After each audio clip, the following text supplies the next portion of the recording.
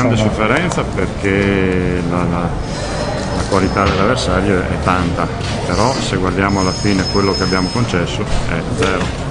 Noi è chiaro che abbiamo giocato di rimesse, però abbiamo fatto quello che dovevamo fare chiudendo tutti gli spazi e sfruttando quello che avremmo potuto sfruttare. È un peccato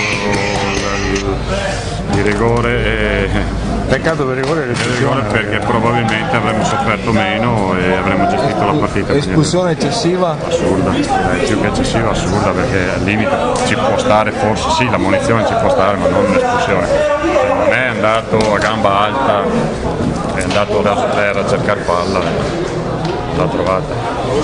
Sì, cercava palla.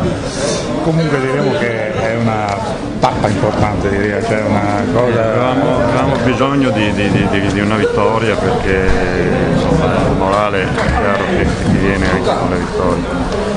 Fuori casa avevamo sempre fatto delle ottime partite, raccolto meno di quello che avremmo meritato. Oggi è chiaro che ripeto, abbiamo affrontato una grande squadra e quindi non è che potevamo imporre il nostro gioco, anche perché eravamo un attimino in situazione di emergenza eccetera, però il fatto di aver gestito bene la partita, questo è un buon segno, cioè, abbiamo gestito la partita bene e ad un attacco come loro non abbiamo concesso quasi niente. Paolo, scusa, il fatto che ho visto Nonnato ha fatto una partita di molto sacrificio, stava dietro a Sabatini?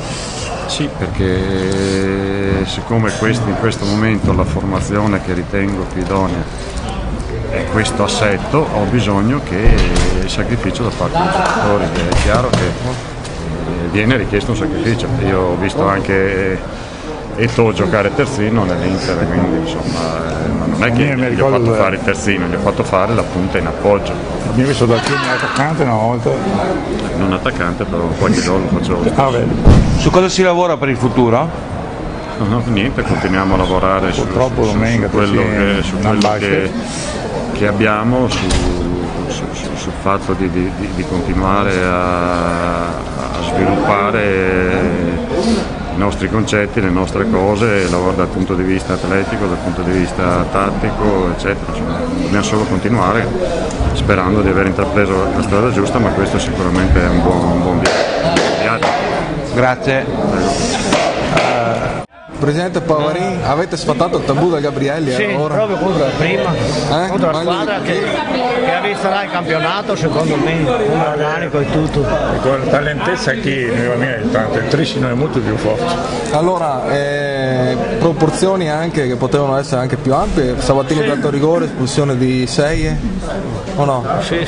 Vabbè, insomma, comunque siamo contenti, questo è importante. E adesso vediamo domenica prossima un po' alla volta. Arriva qualcuno di nuovo? Non lo so, se il mercato ne propone qualcosa può darsi, se no questi